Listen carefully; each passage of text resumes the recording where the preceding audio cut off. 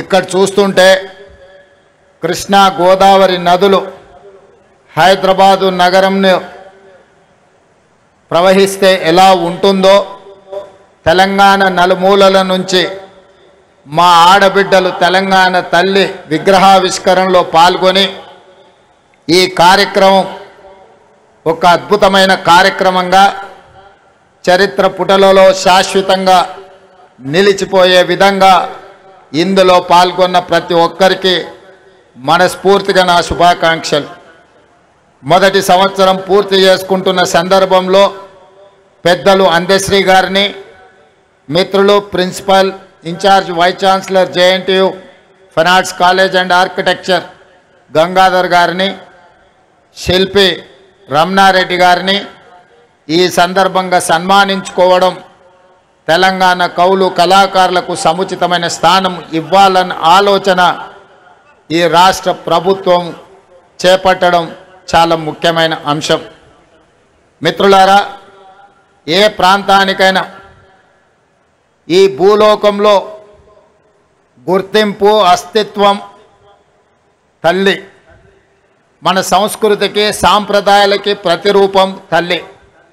4 కోట్ల తెలంగాణ ప్రజలు దశాబ్దాల కాలం పాటు పోరాటం చేసి అమరులై సాధించుకున్న తెలంగాణ రాష్ట్రంలో ఈరోజు మన తెలంగాణ తల్లిని ప్రతిష్ఠించుకోవడం మనందరికీ గర్వకారణం. ఈ సందర్భంగా ఉమ్మడి రాష్ట్రంలో సమైక్య పాలనలో ఆనాడు తెలంగాణ సంస్కృతి మీద సాంప్రదాయాల మీద దాడి చేయడమే కాదు, హవయేళన చేస్తూ తెలంగాణ ప్రజల్ని అవమానించిన సందర్భాలు ఎన్నో మనం చూసినాం. అక్కడి నుంచి విద్యార్థి ఉద్యమకారులు అమరులై సాధించుకున్న తెలంగాణ రాష్ట్రంలో 10 సంవత్సరాలు తప్పకుండా తెలంగాణ సంస్కృతి పునరుజ్జీవింపబడుతుంది, మన తల్లిని గౌరవించుకుంటామని ఆలోచన చేసినాం. కానీ ఒక వ్యక్తి, ఒక కుటుంబం, ఒక రాజకీయ పార్టీ తమ గురించి మాత్రమే ఆలోచన చేసి 4 కోట్ల తెలంగాణ ప్రజల యొక్క ఆకాంక్ష పట్ల నిర్లక్ష్యం వహించడం వల్ల ఈనాడు ప్రజాప్రభుత్వం తెలంగాణ రాష్ట్రంలో ఏర్పడ్డ తర్వాత తెలంగాణ రాష్ట్రంలో తెలంగాణ ప్రజల యొక్క ఆకాంక్ష నెరవేర్చాలన్న ఆలోచనతో నా సహచర మంత్రివర్గ సహచరులందరూ సంపూర్ణమైన సహకారంతో ఈరోజు ఈ కీలకమైన నిర్ణయాలు మనం తీసుకోవడం జరిగింది. మిత్రులారా, ఆనాడు మీకందరికీ తెలుసు, తెలంగాణ రాష్ట్రంలో ఉద్యమం ఉవ్వెత్తున లేచినప్పుడు తెలంగాణ యువకులు ముఖ్యంగా తాము తిరిగే బండి మీదనే కాదు, తమ గుండెలపై టీజీ అని రాసుకొని తాము కట్టెల్లో కాలిన శాశ్వతంగా పచ్చబొట్టు పొడిపించుకున్న టీజీ ప్రజలకు శాశ్వతంగా గుర్తింపు ఉండాలి అని ఆనాడు టీజీ తెలంగాణ యువకులు గుండెల మీద రాయించుకున్నారు. కానీ తెలంగాణ రాష్ట్రం ఏర్పడ్డ తర్వాత ఆనాటి ప్రభుత్వం తెలంగాణ రాష్ట్రం అంటే టీజీ అని కాకుండా టీఎస్ అని నామకరణం చేయడం ద్వారా తెలంగాణ ఉద్యమకారుల ఆకాంక్షను ఆనాటి ప్రభుత్వము నిర్లక్ష్యం చేసింది. అందుకే ప్రజాప్రభుత్వం ఏర్పడిన తర్వాత ఏ ఉద్యమకారులు, ఏ అమరవీరులు తమ గుండెలపై టీజీ అని రాసుకున్నారో ఆ టీజీనే తెలంగాణ రాష్ట్ర ప్రభుత్వం ఆమోదింపజేయడం ద్వారా తెలంగాణ ప్రజల యొక్క ఆకాంక్షను శాశ్వతంగా పదిలపరిచింది. ఇదే కాదు, ఈనాడు ఇక్కడున్న నిరుద్యోగ యువకులు, ఉద్యమకారులు, విద్యార్థులందరికీ తెలుసు. అదే కాదు, ఉస్మానియా యూనివర్సిటీ, కాకతీయ యూనివర్సిటీ గోడల మధ్య మారు మ్రోగుతున్నది ఈ రోజుకు కూడా జయ జయ హే తెలంగాణ జనని జయ కేతనమని. ఆనాడు తెలంగాణ ఉద్యమాన్ని ఉవ్వెత్తున లేపి ఆనాడు ఉద్యమకారులకు స్ఫూర్తినిచ్చి తెలంగాణ రాష్ట్ర సాధనలో ఎంతోమంది కవులు, కళాకారులు గొంతెత్తి పాడిన సందర్భంలో అందరికీ ఆదర్శంగా నిలబడ్డ అందశ్రీ గేయం రాష్ట్ర గీతంగా మార్చుకుంటామని ఉమ్మడి రాష్ట్రంలో సమైక్య పాలనలో మనం ఎన్నోసార్లు చెప్పుకోవడం జరిగింది. 10 సంవత్సరాలు ఎదురు చూసినాం, కానీ ఆనాటి పాలకుల యొక్క ఆలోచన నాకు తెలీదు. ఎందుకో జయ జయ హే తెలంగాణ అనే గీతం రాష్ట్ర గీతంగా అవతరించలేదు. అందుకే ప్రజాప్రభుత్వం ఏర్పడిన తర్వాత అందశ్రీ గారిని సంప్రదించి వారి ఆలోచనల మేరకు గాయకులతో మాట్లాడి ఈనాడు అధికారికంగా జయ జయ హే తెలంగాణ గీతాన్ని రాష్ట్ర గీతంగా మార్చుకోవడమే కాదు, రాష్ట్ర పరిపాలనకు గుండెకాయ లాంటి సచివాలయంలో ఆ గాయకుడు ఆ రచయిత అందశ్రీని సన్మానించుకోవడం జీవితకాలం గుర్తుండిపోయే ఒక మధుర జ్ఞాపకం.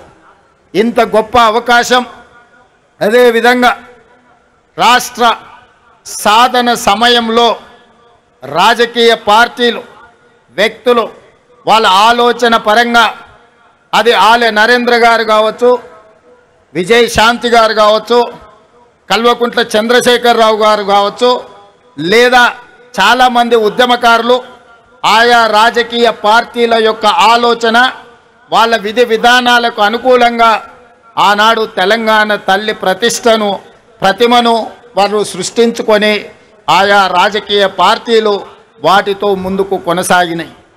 కానీ జూన్ 2, 2014 నాడు తెలంగాణ రాష్ట్రం ఏర్పడిన తర్వాత ఆనాటి పాలకులు 10 సంవత్సరాలైనా ప్రభుత్వ అధికారిక కార్యక్రమంగా కానీ లేదా తెలంగాణ తల్లి యొక్క ప్రతిమ అధికారికంగా ఇలా ఉండాలి, తెలంగాణ తల్లి అవతరణ ఉత్సవాలు ప్రతి సంవత్సరం జరుపుకోవాలన్న ఆలోచన ఏ రోజు కూడా చెయ్యలేదు.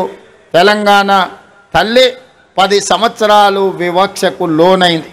అందుకే ఈనాడు మన అస్తిత్వానికి ప్రతీకైన మన సంస్కృతి సాంప్రదాయానికి బహుజనుల నుంచి పుట్టిన ఈ ఉద్యమం బహుజనులు పిడికిలి బిగించి సాధించుకున్న తెలంగాణలో బహుజనుల యొక్క ఆకాంక్ష మేరకు తండాలలో, గూడాలలో, మారుమూల పల్లెల్లో జనబాహుళ్యంలో ఉన్న తెలంగాణ తల్లి, నాకు ఈ తెలంగాణ మాతృమూర్తిని చూసినప్పుడు చిన్నప్పుడు నా తల్లి ఏ విధంగా ఉండెనో నాకు ఈరోజు కళ్ళకు కట్టినట్టుగా ఈ తెలంగాణ తల్లి విగ్రహాన్ని చూస్తే నాకు స్ఫురించింది.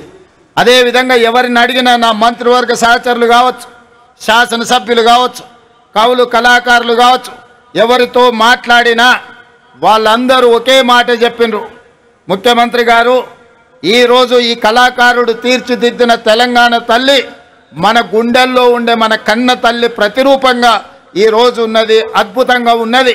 మీరు ఆలోచన చేయకండి. కొన్ని రాజకీయ పార్టీలు వాళ్ళ ఆలోచనకు అనుకూలంగానో లేకపోతే వాళ్ళ పార్టీ విధానాలకు అనుకూలంగానో మాట్లాడతారు, మీరు వాటి పట్ల స్పందించవలసిన అవసరం లేదు అని వారు నాకు సూచన చేశారు. అదే కాకుండా ఈరోజు ఉదయం శాసనసభలో నేను స్పష్టంగా ప్రకటించిన డిసెంబర్ 9 ఒక పవిత్రమైన రోజు, ఒక పండుగ రోజు. ఈరోజు రాజకీయ విమర్శలకు, రాజకీయ ఆలోచనలకు విరామం పెట్టి పండుగ జరుపుకోవాలి. పండుగ పర్వదినాన మన ఆలోచనలు అన్నీ కూడా అమ్మ చుట్టూతోనే ఉండాలి, తెలంగాణ తల్లిని కీర్తించడంలోనే నిమగ్నం అవ్వాలన్న ఆలోచనతోటి ఈనాడు ఎలాంటి విమర్శలకు, ఎలాంటి వివాదాలకు తావివ్వకుండా ఈరోజు తెలంగాణ ప్రజల యొక్క తెలంగాణ తల్లి అవతరణ ఉత్సవాన్ని ఒక పండుగ కార్యక్రమంగా మన రాష్ట్ర ప్రభుత్వం కొనసాగిస్తున్నది. ఇంతకుముందు మిత్రులు ఉప ముఖ్యమంత్రి బట్టి విక్రమార్క గారు ప్రభుత్వం యొక్క సంక్షేమ పథకాలు, ప్రభుత్వం యొక్క అభివృద్ధి విధానాలను సవివరంగా మీకు వివరించడం జరిగింది. ఈ అంశాలకు సంబంధించి సంక్షోభం నుంచి సంక్షేమం వైపు, అవినీతి నుంచి అభివృద్ధి పదం వైపు, ఈ తెలంగాణని విధ్వంసం నుంచి పునర్నిర్మాణం వైపు ఏ విధంగా ముందుకు తీసుకువెళ్ళాలనుకుంటున్నామో మొదటి సంవత్సరం పూర్తి చేసుకున్న సందర్భంలో భవిష్యత్ కార్యాచరణను రాబోయే రోజుల్లో శాసనసభలో విధి విధానాలను ప్రకటించడమే కాకుండా వీటి పట్ల చర్చ చేపట్టి తెలంగాణను అభివృద్ధి పదం వైపు నడిపించే బాధ్యత ఈరోజు మన ప్రభుత్వం తీసుకుంటుంది.